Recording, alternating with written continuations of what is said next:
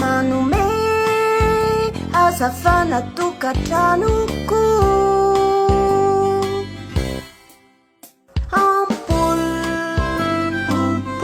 Tikanao ry ampoly, fa manome hazavana, manome hafanana tokatranoko. Rehefa mody ny masoandro,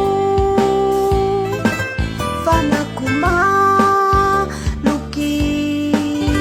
ny andro.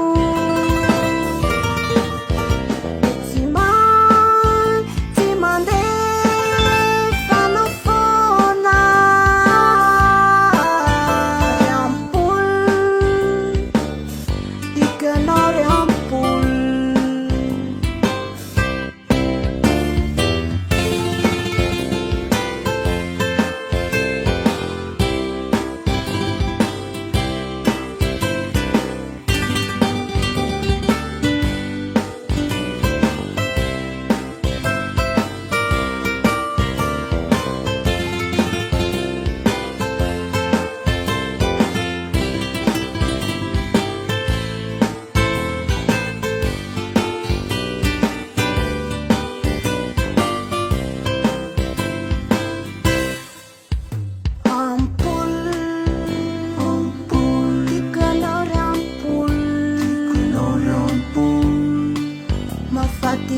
Mafatifaty na firoaty, na firoaty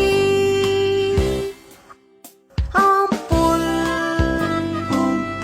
manome hazavana, fa tsy misy mahasolo anao na hoe mazavako na de jironako.